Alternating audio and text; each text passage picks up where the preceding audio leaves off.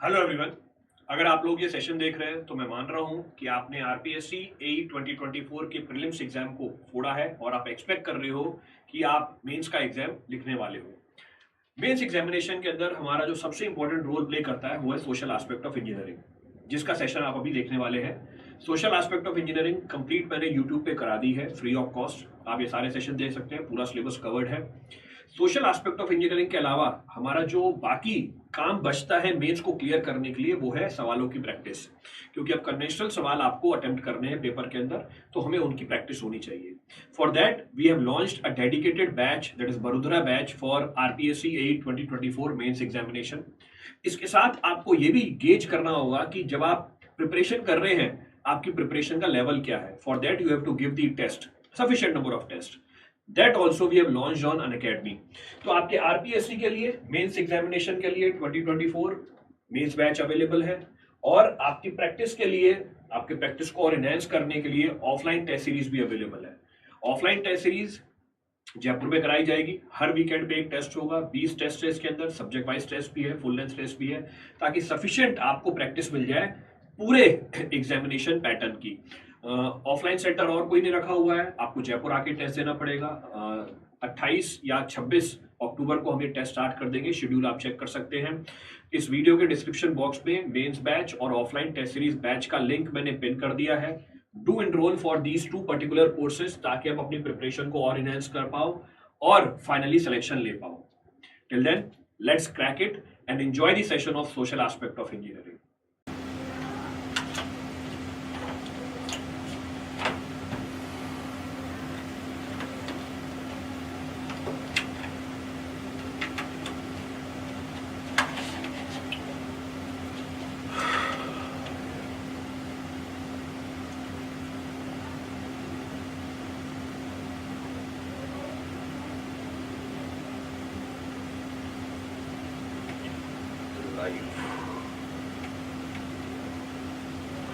चलो राम राम सर जी। ठीक है,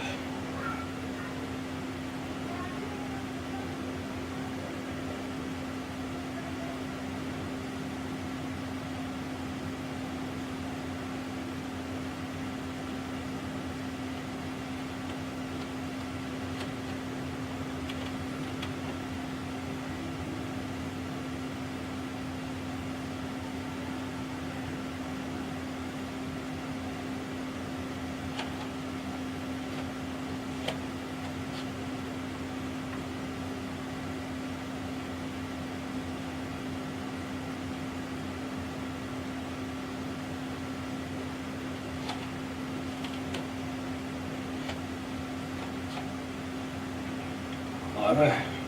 ऑडियो वीडियो क्लियर है सबके लिए? इस audio video clear for all?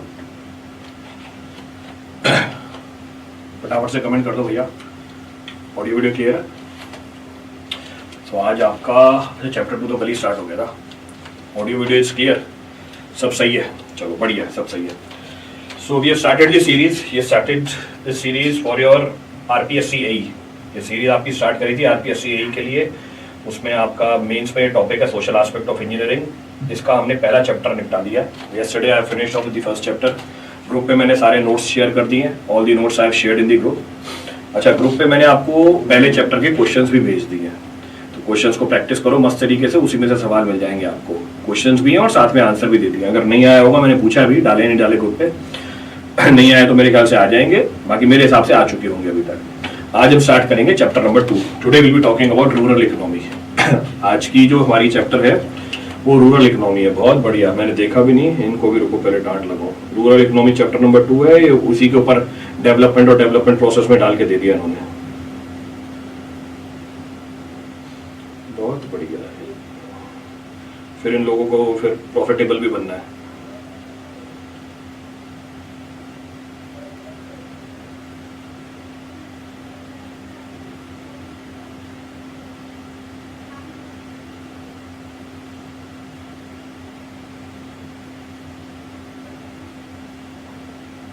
चलो सर जी, क्वेश्चंस नहीं है, आ जाएंगे, मैंने डाल दिया है। क्वेश्चंस मिल जाएंगे आपको, मतलब मैंने अपनी तरफ से दे दिए हैं, मैंने क्वेश्चंस बना के सबमिट कर दिए हैं, बस वो अपलोड हो जाएंगे, it will be uploaded.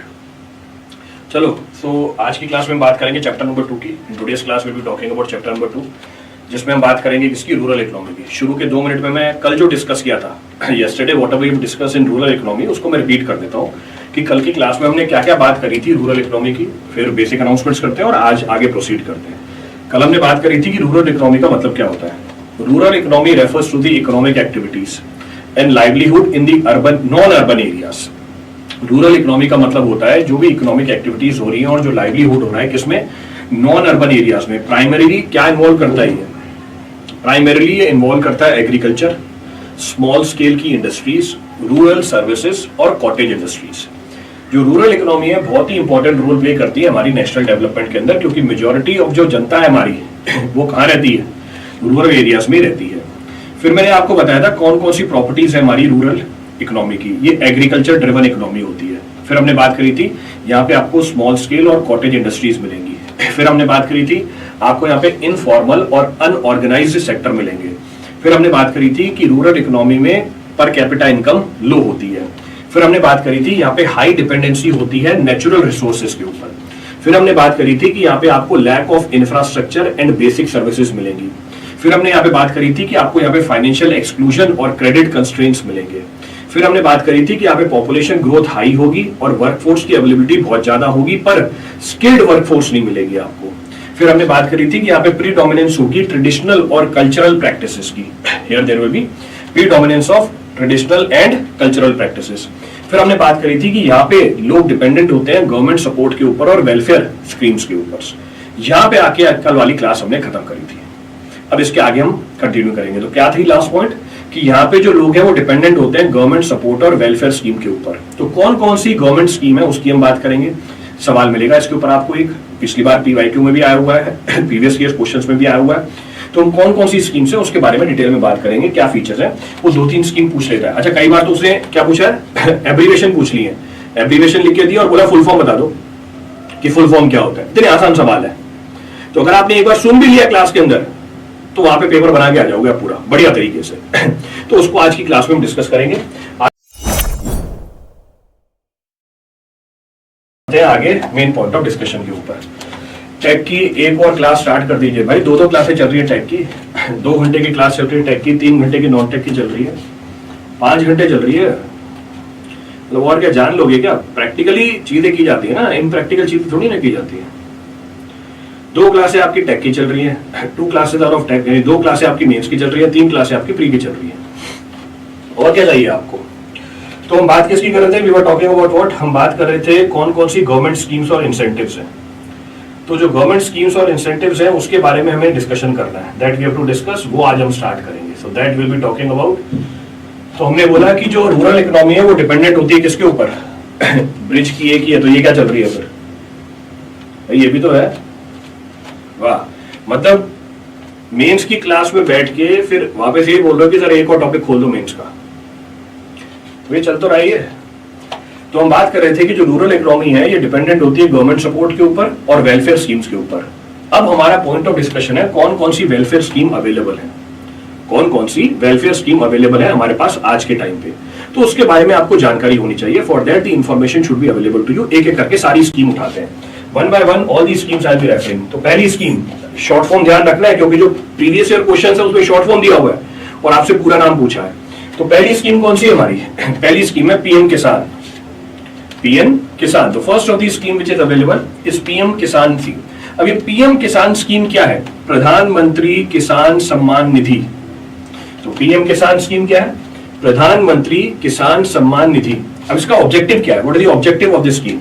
The objective of this scheme is to provide the direct income support to all the land holding farmers, families to supplement their financial needs for procuring various inputs related to agriculture and allied activities. इस scheme का objective ये है कि जितने भी farmers हैं उनकी financial needs को फुलफिल किया जाए और उनको हेल्प किया जाए क्या प्रोक्योर करने के लिए, एग्रीकल्चर रिलेटेड इनपुट्स को प्रोक्योर करने के लिए, ये जो भी अलाइड एक्टिविटीज है उसके इनपुट को प्रोक्योर करने के लिए। ये जो हमारी स्कीम आई थी ये लॉन्च कब हुई थी, फेब 24 2019 को लॉन्च हुई थी। तो आपको ये भी पता लगा किस डेट को लॉन्च हुई थी। इस स्कीम के की फीचर क्या है, इस स्कीम का की फीचर है इनकम सपोर्ट। तो आपको सारे फीचर्स मेंशन करके दे दिए मैंने। तो मैंने छोटे छोटे पॉइंट्स बना के दिए हैं, वो पॉइंट्स को ही आपको वहां पे जाके लिख देना है। तो पहला की फीचर क्या है, इनकम सपोर्ट। तो जो भी एलिजिबल फार्मर की फैमिली है, it will receive 6,000 per year, जो 3 इंस्टॉलमेंट में दिए जाएंगे। हर इंस्टॉलमेंट में क्या मिलेगा आपको, 2,000 रुपए मिलेंगे। तो यहाँ पे क्या करना है, सरकार को फार्मर की फैमिली को सपोर्ट करना है। कैसे, फाइनेंशियली सपोर्ट करना है। कैसे, हर साल 6,000 रुपए देंगे। अच्छा, कवरेज क्या है, initially it targeted the small and marginal farmer with land holding up to 2 hectares. शुरुआत में जो छोटे छोटे फार्मर हैं जिनकी जमीन कितनी है, सिर्फ 2 हेक्टेयर तक है, बस उसको ही इंक्लूड किया गया। बाद में इसको एक्सपेंड कर दिया गया, सारे फार्मर्स को इंक्लूड कर दिया गया इसके अंदर।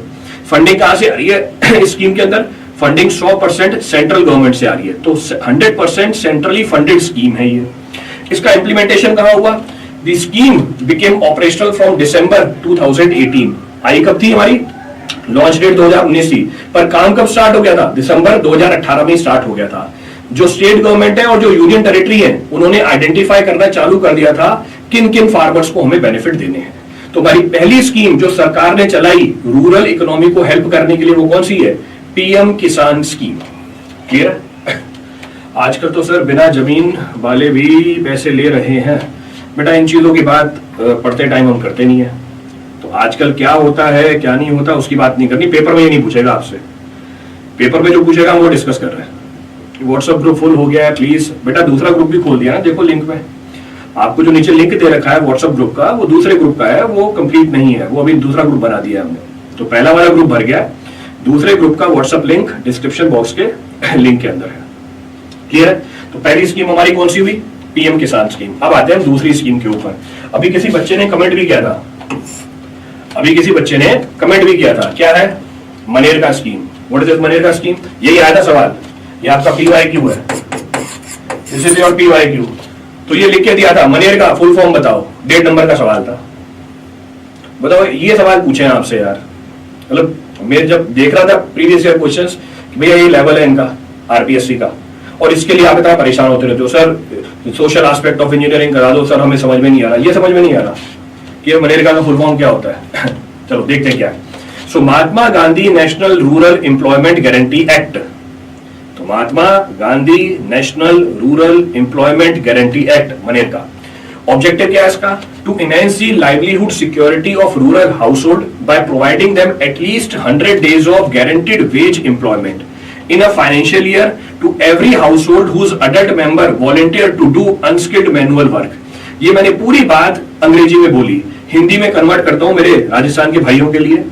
ऑब्जेक्टिव क्या है स्कीम का, स्कीम का ऑब्जेक्टिव ये है कि अगर किसी भी घर का अडल्ट मेंबर यानी वयस्क जो मेंबर है, किसी भी घर का वयस्क मेंबर अगर अपनी इच्छा से बोलता है कि मैं अनस्किल्ड मैनुअल वर्क कर सकता हूं, तो सरकार उसको 100 दिन की गारंटी देती है कि आपको 100 दिन का वेतन तो मिलेगा ही मिलेगा एक फाइनेंशियल ईयर में। और हमारा फाइनेंशियल ईयर स्टार्ट होता है, जैसे अभी जो फाइनेंशियल ईयर चल रहा है वो कौन सा है, अभी जो फाइनेंशियल ईयर है वो कौन सी फाइनेंशियल ईयर चल रही है हमारी, 24-25। ये 1 अप्रैल 2024 को चालू हुई थी और 31 मार्च 2025 को आगे खत्म हो जाएगी। तो इन 365 दिनों में सरकार इस स्कीम के अंतर्गत आपको वादा करती है कि 100 दिनों का तो आपको क्या मिलेगा, वेतन मिलेगा ही मिलेगा। 100 दिनों का आपको वेतन की गारंटी देती है यहाँ पे, अगर आप क्या करो, अपनी मर्जी से अनस्किल्ड मैनुअल वर्क करने के लिए तैयार हो।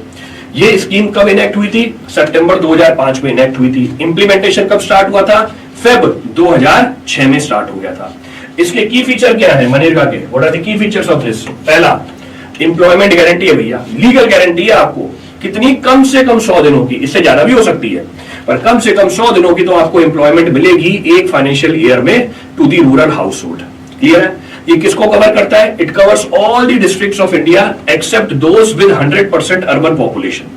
तो जितने भी डिस्ट्रिक्ट है भारत के वो सारे कवर हो जाएंगे, किसको छोड़ के, जिसमें 100% अर्बन पॉपुलेशन है। क्लियर चीज। अच्छा वेजेस क्या है, जो वेजेस है वो लिंक्ड है किसके साथ, जो वेजेस है वो लिंक्ड है minimum wages of agricultural labour in the state. Her state में मिनिमम एग्रीकल्चरल लेबर की जो वेज है वो फिक्स होती है, उसी के हिसाब से आपको क्या मिलेगा, यहाँ पे कंपनसेशन मिलेगा।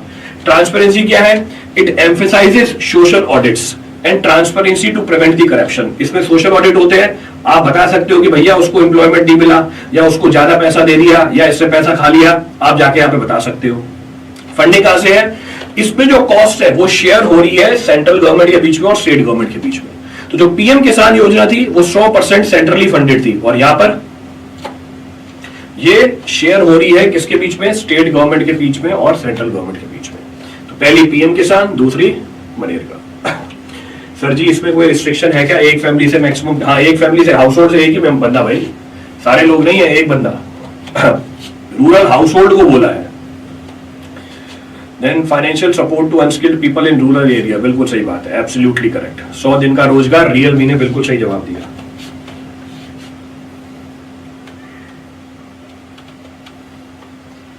बहुत बढ़िया।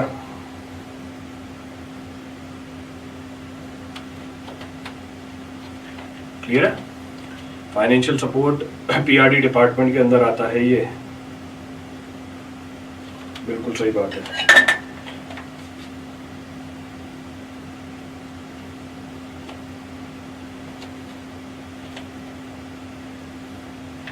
क्लियर है? जिनका राशन कार्ड है उनमें से, उसमें से एक, बिल्कुल सही बोला संजय भैरवा। तो ये तरीका आइडेंटिफाई करने का, जिसका राशन कार्ड है उनमें से एक। चलो, तो दूसरी स्कीम पहले, तो 2 स्कीमें आपको बता दी, अब अगली स्कीम पे चलते हैं। अगली हमारी सरकारी स्कीम कौन सी है? पीएमजीएसवाई। अगली हमारी सरकारी स्कीम जो रूरल इकोनॉमी को हेल्प करने के लिए बनाई गई है वो क्या है? पीएमजीएसवाई। अब क्या है ये स्कीम? प्रधानमंत्री ग्राम सड़क योजना। तो प्रधानमंत्री ग्राम सड़क योजना, तो पूछेगा भैया फुल फॉर्म बता दो। ऑब्जेक्टिव क्या है? To provide all weather road connectivity to unconnected habitations in rural area, thereby improving the access to economy and social services। मेरे राजस्थान के भाइयों के लिए हिंदी में अनुवाद कर देता हूं उसका। इस स्कीम का ऑब्जेक्टिव क्या है? इस स्कीम का एम क्या है? एजेंडा क्या है? जो भी हमारी रूरल एरिया के अंदर हैबिटेशन है, जो लोग बसे हुए हैं रूरल एरिया में, उन तक क्या पहुंचाना? उन तक ऑल वेदर रोड को पहुंचाना, ताकि उनकी इकोनॉमिक, आर्थिक और उनकी सोशल जो कंडीशन है वो इंप्रूव हो पाए।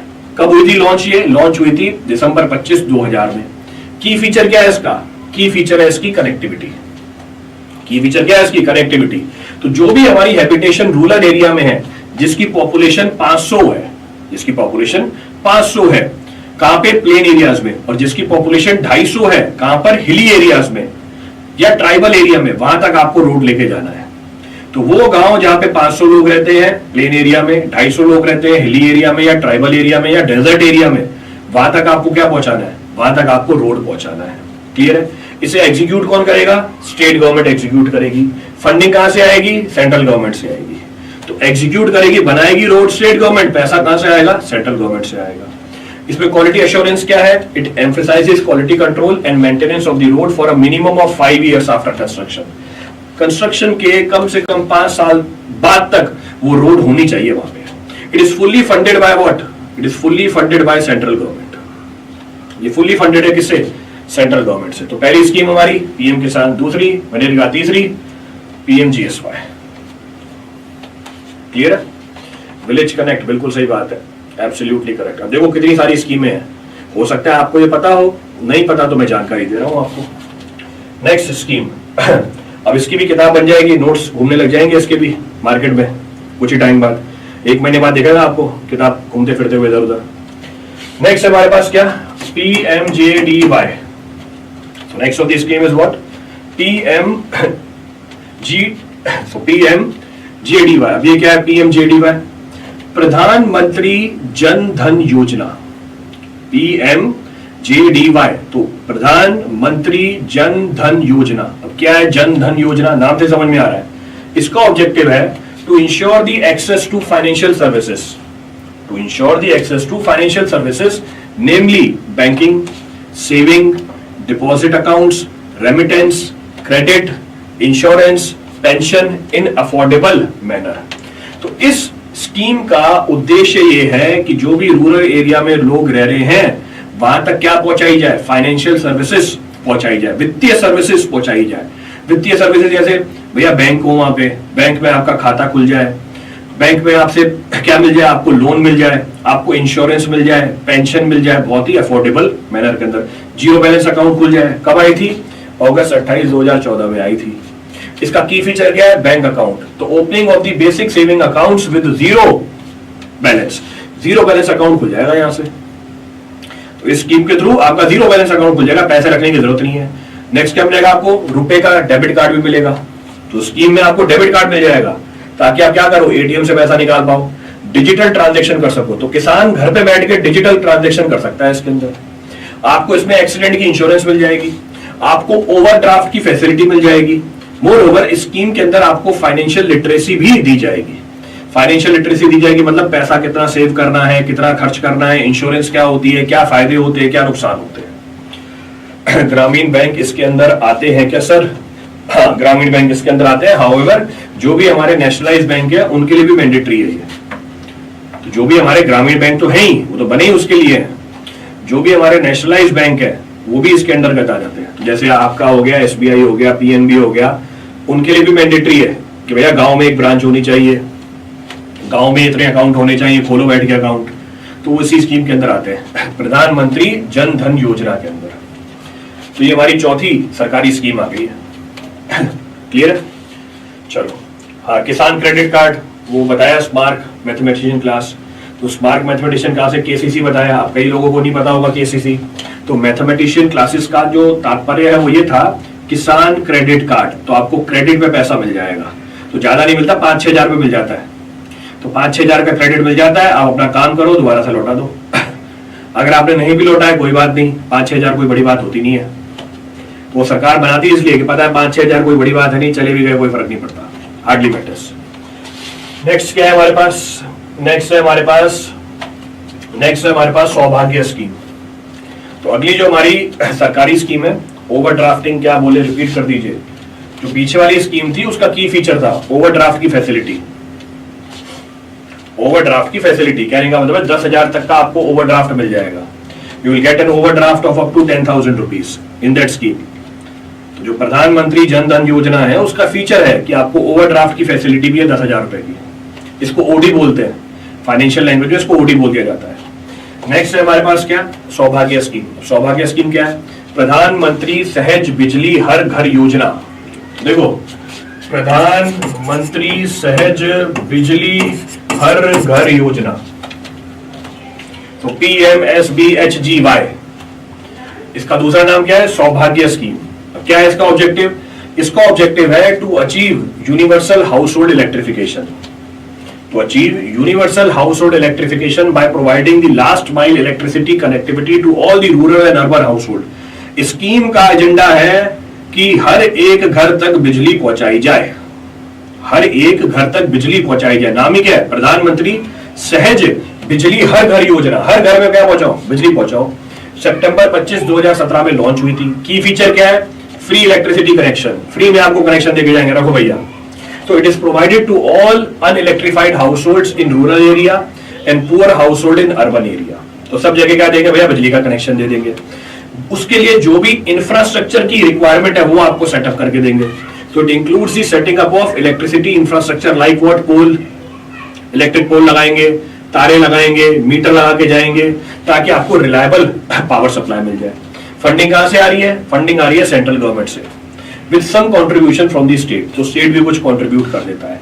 इसे एग्जीक्यूट कौन करता है? इसे एग्जीक्यूट करती है स्टेट पावर डिस्ट्रीब्यूशन कंपनी, जिसको हम क्या बोलते हैं? जिसको हम बोलते हैं डिस्कॉम।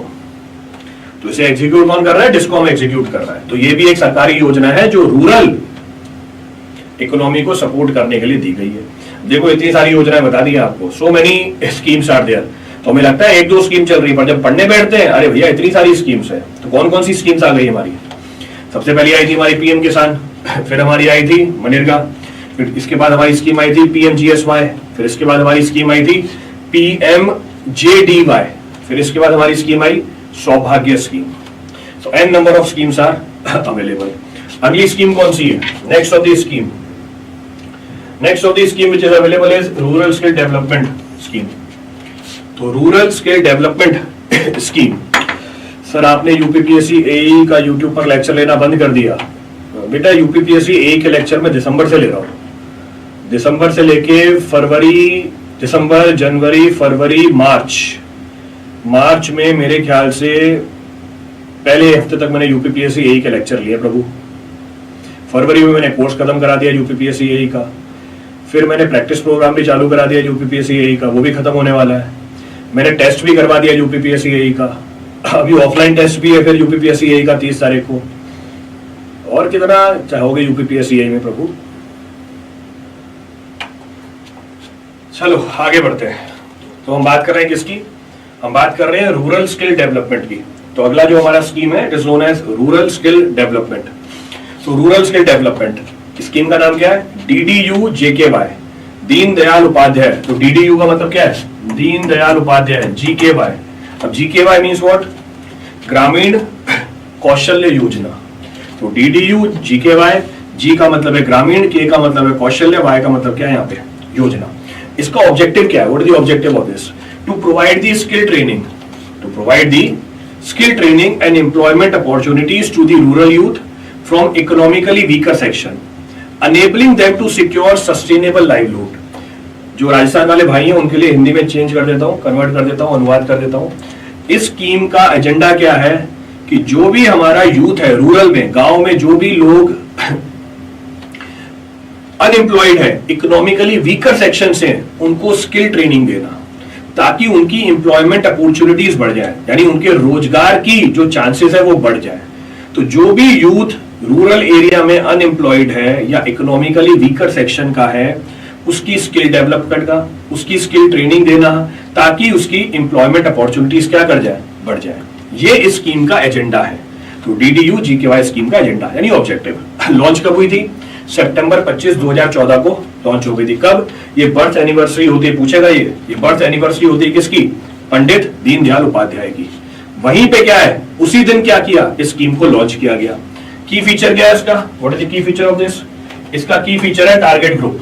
कहने का मतलब है जो यूथ है from rural area, specially below the poverty line, जो यूथ रूरल एरिया में रहता है, पॉवर्टी लाइन के नीचे है, जिसकी उम्र 15 से लेकर 35 साल के बीच में है। ये एज रिलैक्स कर रखी है किनके लिए? फीमेल्स के लिए, SC/ST कैटेगरी के लिए एंड पर्संस विद डिसेबिलिटी के लिए। तो ये हार्ड एंड फास्ट नहीं है 15 से 35 साल, जनरल लोगों के लिए।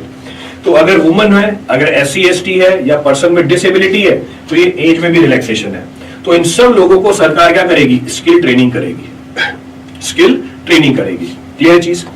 नेक्स्ट, टारगेट ग्रुप बता दिया। अब स्किल ट्रेनिंग में क्या मिले जाएगा? स्किल ट्रेनिंग में आपको मिलेगा एग्रीकल्चर की जानकारी, कंस्ट्रक्शन की जानकारी, IT की जानकारी, हेल्थ केयर की जानकारी, टूरिज्म की जानकारी, रिटेल की जानकारी।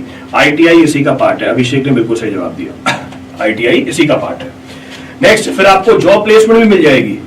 जो 70% ट्रेंड कैंडिडेट है उनकी प्लेसमेंट भी हो जाती है। जो 70% ट्रेंड कैंडिडेट है इसके अंदर, उनकी प्लेसमेंट भी हो जाती है। और प्लेसमेंट के बाद 1 साल तक उनको ट्रैक भी किया जाता है। प्लेसमेंट के बाद 1 साल तक उनको ट्रैक भी किया जाता है कि ढंग से काम कर रहे हैं नहीं कर रहे हैं, या किसी और चीज की रिक्वायरमेंट है या नहीं है। क्लियर चीज? इसकी फंडिंग कहां से आई है? इसकी फंडिंग आई है हमारी मिनिस्ट्री ऑफ रूरल डेवलपमेंट से। So where the funding comes from? where? Ministry of Rural Development। Clear पूरी कहानी? चलो ठीक है सर, चैप्टर 1 के PDF क्वेश्चन वाले आ गए। देखो मैंने अभी बोला था, वो मैंने मैसेज डाल दिया था कि भैया चैप्टर नंबर 1 के सवाल डाले। मैंने पूछा था क्या चैप्टर नंबर 1 के सवाल डाले, वो भी समझ गए कि सर ने तो मेरे को कल से दे रखा है। कल भी नहीं, मैंने परसों ही दे दिए थे, अभी तक हमने डाले नहीं, तो उन्होंने डाल दिए। सर एग्रीकल्चर में न्यू टेक्नोलॉजी को यूज के लिए गांव में कैंप इसी के अंदर लगते हैं। बिल्कुल सही बात है, इसी के अंदर लगते हैं, तो इसी का पार्ट है। तो आपको जो स्किल ट्रेनिंग देनी है वो किससे रिलेटेड देनी है? एग्रीकल्चर से रिलेटेड देनी है। तो आपको गांव में एग्रीकल्चर से रिलेटेड जो भी नई टेक्नोलॉजी सिखाई जाती है वो उसी का पार्ट होती है। That is the part of this only. अच्छा, इसका इम्पैक्ट क्या है? इसका इम्पैक्ट ये है कि जब से ये लॉन्च हुई है आज तक 11 लाख युवाओं को ट्रेनिंग दे चुका है। ये जो स्कीम है 11 लाख युवाओं को, स्कीम क्या हुआ, फीमेल हुआ मेल हुआ, चलो जो भी है, मैंने बोला 11 लाख युवाओं को ट्रेनिंग दे चुका है। ये दे चुका है या दे चुकी है वो आप डिसाइड कर लेना। ये स्कीम के बारे में बात कर रहा था मैं। तो 11 लाख युवा यहाँ से ट्रेनिंग ले चुके हैं। सो 11 lakh youth have gained the training since it's launch. इसमें पार्टनरशिप किसके साथ की जाती है? इसमें पार्टनरशिप की जाती है इंटरनेशनल एम्प्लॉयर के साथ भी, ताकि आपकी जॉब प्लेसमेंट बाहर भी लग पाए। इसमें इंटीग्रेट किया जाता है किसके साथ? डिजिटल इंडिया के साथ। यहाँ पे डिजिटल इंडिया के साथ भी इंटीग्रेट किया जाता है, जहां पे IT का रोल आ जाता है। पुल्लिंग होता है, चलो ठीक है।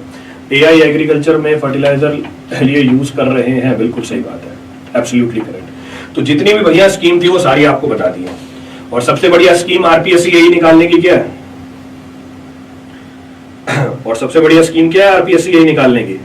ये आपके सामने चल रही है। तो सरकारी स्कीम बता दी, जो रूरल इकोनॉमी है उसको एनहेंस करने की, आपका पेपर निकालने की स्कीम मैंने पहले बता दी थी। 15 तारीख से हमारी ये स्कीम चालू है। क्लियर है?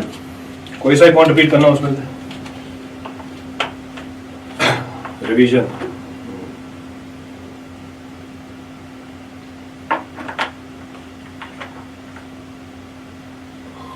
यही है, बहुत बढ़िया हिस्टोरिकल लेसन्स। सही है, तुम्हारा नाम हिस्ट्री में लिखा जाएगा। चलिए आगे बढ़ते हैं। तो हम बात कर रहे थे किसकी? रूरल इकोनॉमी की। We were talking about rural economy. तो अब जाके रूरल इकोनॉमी के फीचर्स हमारे खत्म हुए। अब जाके रूरल इकोनॉमी के फीचर्स हमारे खत्म हुए। अब रूरल इकोनॉमी के अंदर आपको क्या क्या मिलेगा, what you will find in rural economy, अब इसकी बात करते हैं। तो पहली चीज जो आपको रूरल इकोनॉमी में देखने को मिलेगी वो है पॉवर्टी। तो पहला जो चैलेंज है रूरल इकोनॉमी का, अब हम बात करेंगे चैलेंजेस क्या है, what are the challenges of rural economy. पहला चैलेंज जो रूरल इकोनॉमी में मिलेगा वो है पॉवर्टी। पॉवर्टी का मतलब गरीबी। गरीबी खूब होती है रूरल इकोनॉमी के अंदर। What is poverty? Poverty is one of the biggest challenge facing the rural economy world wide. अब पॉवर्टी का मतलब ये नहीं है कि बस इनकम ही कम है। पॉवर्टी मल्टी डायमेंशनल है। पॉवर्टी मल्टी डायमेंशनल है। कहने का मतलब क्या है? अगर कहीं पर पॉवर्टी है तो आपको एम्प्लॉयमेंट अपॉर्चुनिटीज नहीं मिलेगी। अगर कहीं पर पॉवर्टी है आपको अच्छी शिक्षा नहीं मिलेगी, एजुकेशन नहीं मिलेगी। अगर कहीं पर पॉवर्टी है आपको हेल्थ केयर नहीं मिलेगा। अगर कहीं पर पॉवर्टी है तो आपकी क्वालिटी ऑफ लाइफ क्या कर जाएगी? डिग्रेड कर जाएगी। आपकी क्वालिटी ऑफ लाइफ क्या कर जाएगी? डिग्रेड कर जाएगी। तो poverty is not only economical, ये आपके इनकम लेवल को अफेक्ट नहीं करता गरीबी, कि आपकी इनकम कम हो जाएगी गरीबी में, नहीं, आपकी एम्प्लॉयमेंट अपॉर्चुनिटी कम हो जाएंगी, एक्सेस टू एजुकेशन दूर हो जाएगा, हेल्थ केयर फैसिलिटीज नहीं मिलेंगी आपको, ओवरऑल लाइफ की क्वालिटी क्या कर जाएगी? डिग्रेड कर जाएगी। इसीलिए सरकार क्या करती है? इंटरवीन करती है कि जो रूरल इकोनॉमी है उसकी प्रोग्रेस हमेशा चलती रहे, वहां से पॉवर्टी क्या करे? हट जाए। क्लियर चीज? सारी चीज पर अफेक्ट करता है। सैनिटेशन अच्छा नहीं होगा, बिल्कुल सही बात है, बीमारियां बढ़ेंगी, हाई एंड लो इनकम, बिल्कुल सही बात है। तभी गांव से लोग शहरों में शिफ्ट हो रहे हैं, बिल्कुल सही बात है हप्पू सिंह। तभी गांव से लोग शहरों में शिफ्ट हो रहे हैं क्योंकि यहाँ पे पॉवर्टी कंपैरेटिवली कम है। क्लियर है चीज? तो कहने का मतलब है अगर गरीबी हुई आपको बेसिक सर्विसेज ही नहीं मिलेंगी। अगर गरीबी हुई, पॉवर्टी हुई, बेसिक सर्विसेज नहीं मिलेंगी, खाना, health care, education, clean water, infrastructure, ये सारी चीजें नहीं आएंगी। सो व्हाट इज की fact and data about the poverty? अब पॉवर्टी के बारे में आपको मैं कुछ डाटा देता हूं और बहुत ही अच्छा फैक्ट है, मतलब इससे आपको अच्छा लगेगा कि हाँ इंडिया कुछ तो अच्छा कर रहा है। जैसे according to the World Bank about 80% of the world extreme poor live in the rural area.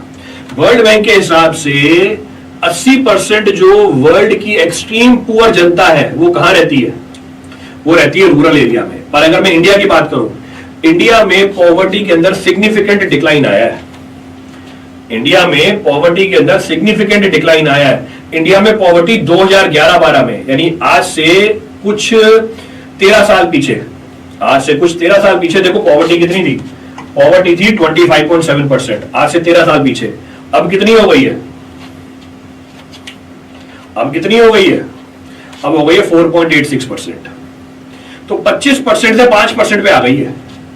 तो इसका मतलब इंप्रूव किया है हमने। तो सरकार की ये जो स्कीमें हैं अच्छा काम कर रही हैं, तो ये इंडिकेटर है।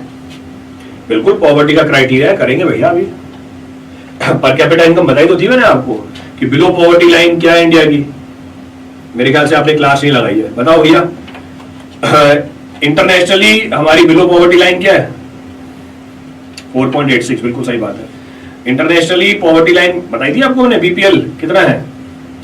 ड्रास्टिकली इंप्रूव हुआ है बिल्कुल 13 सालों में। 2.15, हाँ 2.15 क्या डॉलर लगाई थी सर। और फिर इंडिया के लिए बताई थी 1900 रुपए, फिर इंडिया के लिए बताई थी 1900 रुपए। तो 2.15 डॉलर बताया था। ये वर्ल्ड पॉवर्टी लाइन है और इंडिया की 1900 रुपए है ये। तो क्राइटेरिया है इसका, बिल्कुल दे देता क्राइटेरिया। फिर आपको एक जानकारी दी कि भैया अफ्रीका में 70% जो लोग हैं वो कहाँ रहते हैं, 70% जो पुअर है वो रूरल एरिया में रहते हैं, दे reside in rural area.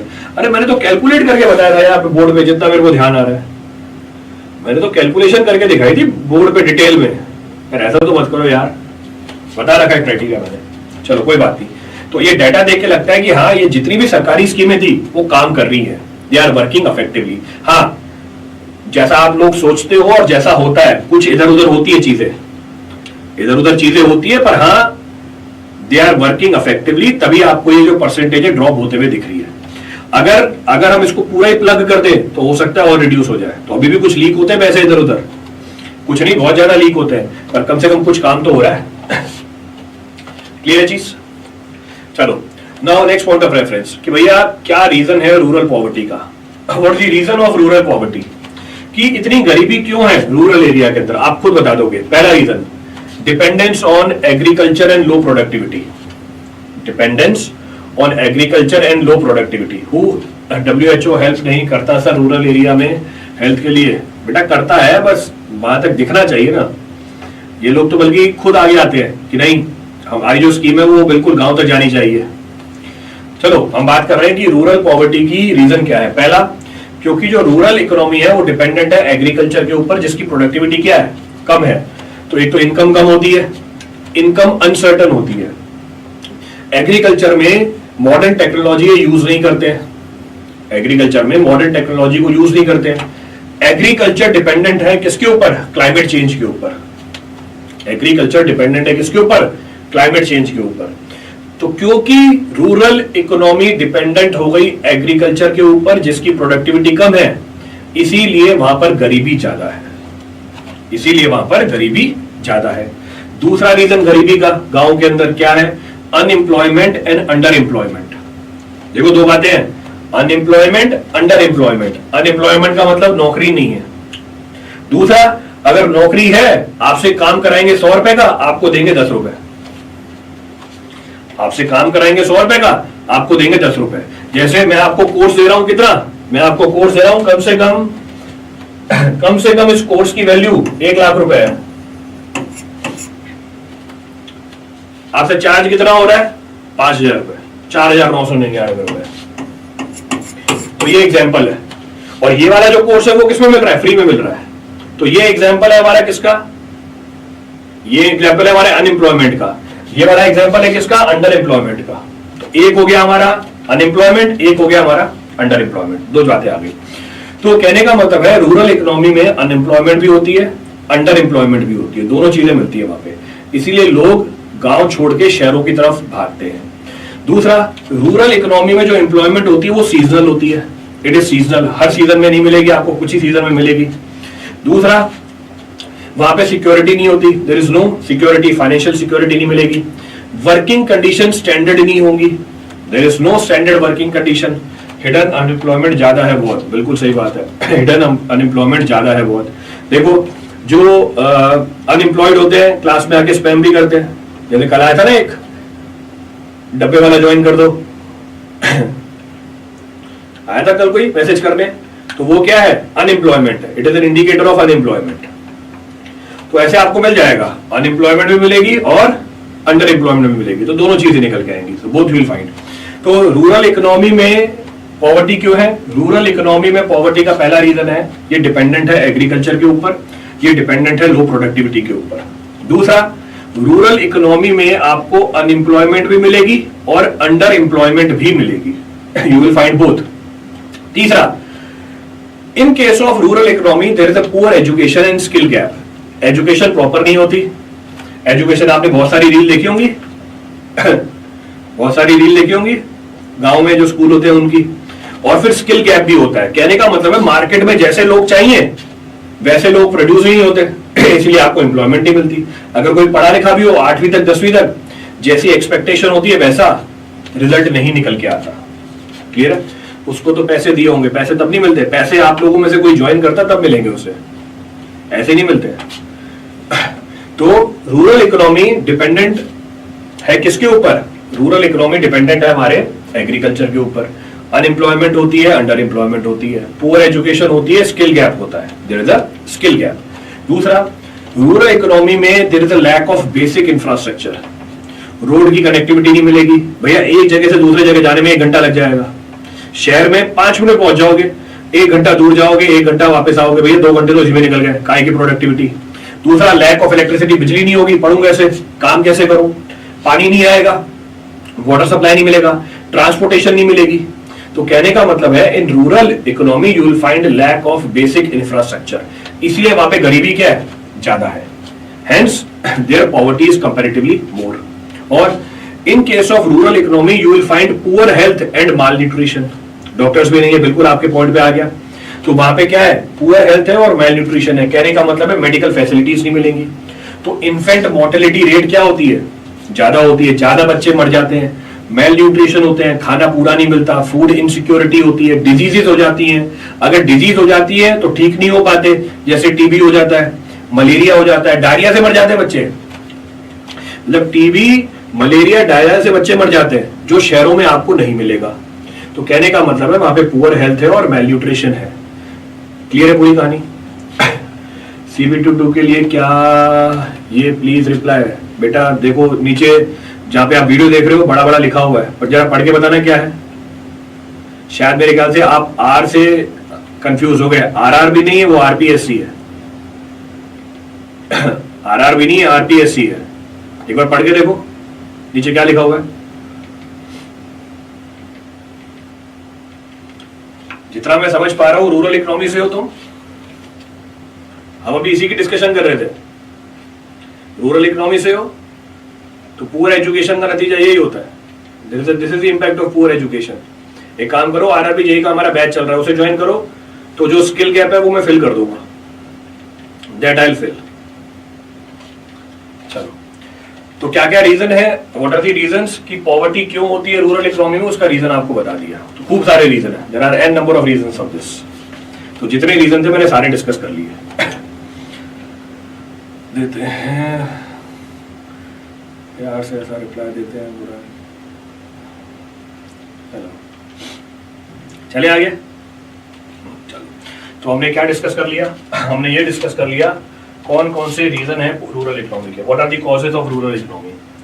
Next हम बात करेंगे किसकी, next we'll talk about, next हम बात करेंगे अफेक्ट्स ऑफ रूरल पॉवर्टी। अब हम बात करेंगे affects of rural poverty.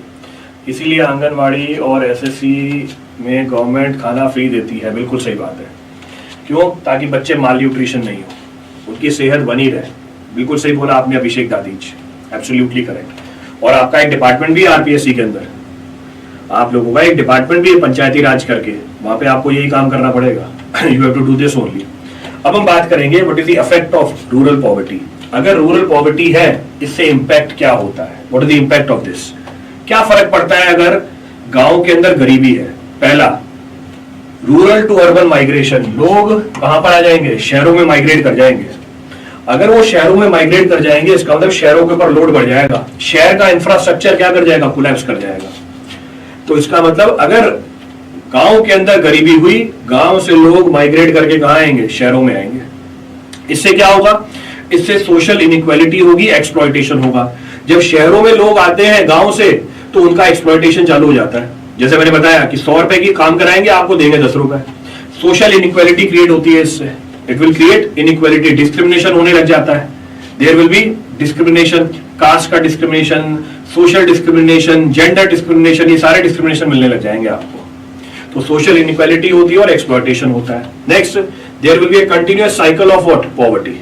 Property की रेट बढ़ जाएगी, बिल्कुल सही बात है, प्रॉपर्टी की रेट बढ़ जाती है, होता है ऐसे ही। बिल्कुल सर, BPSC A का बैच कब से होगा, बेटा नोटिफिकेशन तो आने दो, पैटर्न पता नहीं अभी बस कैलेंडर ही तो आया है ना। तो कैलेंडर से आप सिलेबस और पैटर्न को कैसे आइडेंटिफाई कर लोगे, मतलब क्या बैच में मैं क्या कराऊंगा ये बताओ। मैंने बैच चालू कर दिया और पता चला उसने पैटर्न चेंज कर दिया वहां पे, फिर क्या करोगे, फिर तुम वापस मेरे ऊपर आ जाओगे कि सर पैटर्न ही चेंज हो गया, आप क्या करें। तो भी एक बार नोटिफिकेशन आने दो, नोटिफिकेशन में सिलेबस आ जाएगा, पैटर्न आ जाएगा। जिस दिन नोटिफिकेशन आएगा उसके अगले दिन से बैच चालू कर दूंगा मैं। तो टेंशन मत लो, सिलेबस भी खत्म करा दूंगा, don't worry, I will complete the syllabus also. तो उसके लिए परेशान होने की जरूरत नहीं है आपको, don't worry about that. Property कितने टाइप की होती है? पॉवर्टी कितने टाइप की होती है बेटा, करेंगे आगे। पॉवर्टी कितने टाइप की होती है, विल डिस्कस। ये पुखराज परमार बहुत होशियार बन रहा है, ये बोलते सर पॉवर्टी कितने टाइप की होती है बताओ। डिस्कस करेंगे भाई, विल डिस्कस अबाउट दैट। तो हम बात कर रहे थे किसकी, हम बात कर रहे थे कि भैया क्या इफेक्ट होता है रूरल पॉवर्टी का, what is the effect of the rural poverty. करेंगे, सब कुछ करेंगे। पैटर्न सेम है, अभी एग्जाम हुआ था बेटा, जब तक लिखित में नहीं आएगा मैं नहीं करूंगा कुछ भी। देखो फर्क है, देखो यही चीज का फर्क होता है। लिखित में आया है कुछ, जब लिखित में आ जाएगा मैं करा दूंगा आपको। बिल्कुल अभी हुआ था, पर अभी सारे एग्जामों के पैटर्न चेंज हो रहे हैं धीरे धीरे। अगर पैटर्न चेंज हो गया फिर फंस जाओगे आप। तो हाँ, एक चीज हम कर सकते हैं, टेक्निकल स्टार्ट कर सकते हैं। Will start of with technical, non tech में होगा वो देख लेंगे फिर, देन विल सी। तो अभी आने दो एक बार नोटिफिकेशन को, हम आगे बढ़ते हैं। हमने अफेक्ट कर लिए रूरल पॉवर्टी के, अब हम बात करेंगे सॉल्यूशन क्या है रूरल पॉवर्टी का। What is the solution to rural poverty. अगर हमारे गांव के अंदर गरीबी है, इसका सॉल्यूशन क्या निकल के आता है? इसका सॉल्यूशन आता है एग्रीकल्चर में क्या करो, रिफॉर्म करो। एग्रीकल्चर में क्या करो, reform. Agriculture reform, better irrigation technique, high yield crop grow, organic farming करो, फेयर प्राइसिंग होनी चाहिए। तो कहने का मतलब ये है कि एग्रीकल्चर रिफॉर्म्स आने चाहिए तो रूरल पॉवर्टी क्या होगी, एलिमिनेट होगी। दूसरा, स्किल डेवलप करो। आई थी हमारी स्कीम DDU GKY और मनरेगा स्कीम, तो स्किल डेवलपमेंट करो, एम्प्लॉयमेंट दो लोगों को। नेक्स्ट, एक जने ने बिल्कुल सही बताया, एजुकेशन। मैं PDF भेज दूं बेटा, PDF है मेरे पास। PDF is there with me, और वो PDF इस वाले एग्जाम की नहीं है ना, पुराने एग्जाम की है। नेक्स्ट, एजुकेशन लाओ, डिजिटल इंक्लूजन करो। तो रूरल इकोनॉमी में भी किसको इंक्लूड करो, डिजिटल इंक्लूजन करो और लोगों को एजुकेट करो। इंफ्रास्ट्रक्चर की डेवलपमेंट करो, जैसे किया था हमने सौभाग्य स्कीम के अंदर, इलेक्ट्रिफिकेशन, रोड मनरेगा के अंदर पहुंचाई थी हमने। तो इंफ्रास्ट्रक्चर को डेवलप करो। नेक्स्ट, फाइनेंशियल इंक्लूजन करो, रूरल बैंकिंग। कौन सा, जनधन योजना, जनधन योजना। तो फाइनेंशियल इंक्लूजन करो, रूरल बैंकिंग को बढ़ावा दो। और फाइनली, हेल्थ और न्यूट्रिशन का भी ध्यान दो। हेल्थ और न्यूट्रिशन का भी ध्यान दो। कौन सी स्कीम है, मिड डे मील प्रोग्राम, सबको पता है इसके बारे में। तो फ्री न्यूट्रिशियस मील मिलती है बच्चों को स्कूल के अंदर। फिर आयुष्मान भारत स्कीम है, फ्री हेल्थ केयर मिलती है, फ्री हेल्थ केयर फैसिलिटी मिल जाती है किसके अंदर, आयुष्मान भारत के अंदर। तो कहने का मतलब है रूरल इकोनॉमी को हटाने के लिए पीछे मैंने जो आपको की फीचर्स बताया उसके ऊपर काम करो, क्या होगा, रूरल पॉवर्टी हट जाएगी। Rural poverty will be eliminated. Clear है इतना? कोई सा पॉइंट रिपीट करना उसमें से? यहाँ पर भी कमेंट आए हुए हैं खूब सारे, सर बढ़िया पढ़ा रहे हो बहुत अच्छा। भैया आप बताओगे कैसा पढ़ा रहे हैं? चलो भैया,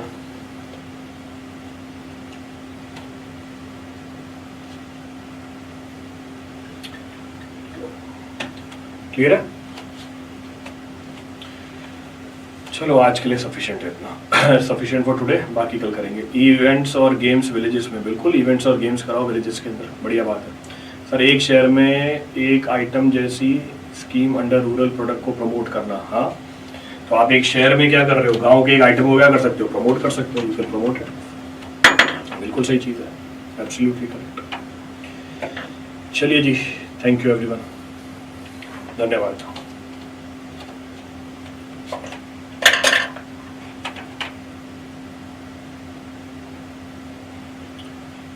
एक क्वेश्चन, राजस्थान स्टेट की कोई योजना। हाँ, राजस्थान स्टेट की सारी योजनाएं करेंगे ना हम अलग से। राजस्थान स्टेट की सारी योजनाएं मैंने अलग से कर रखी है। ये तो हमने जनरल बात करी है, अभी डिटेल में आएगा, पूरा टॉपिक ही हमारा। राजस्थान स्टेट की जितनी भी योजनाएं हैं उन सबका करूंगा मैं डिस्कशन, पूरा एक टॉपिक है उसके ऊपर। फिर भी गरीबी ज्यादा क्यों है, कहाँ है भाई गरीबी ज्यादा, कम हो गई गरीबी। अभी तो डाटा दिया आपको, पिछले साल का डाटा ही है भाई, कम हो गई गरीबी, कहाँ बढ़ी है गरीबी। पर कैपिटा इनकम बढ़ गई है, पॉवर्टी कम हो गई है, कहाँ गरीबी बढ़ गई भाई। चलो।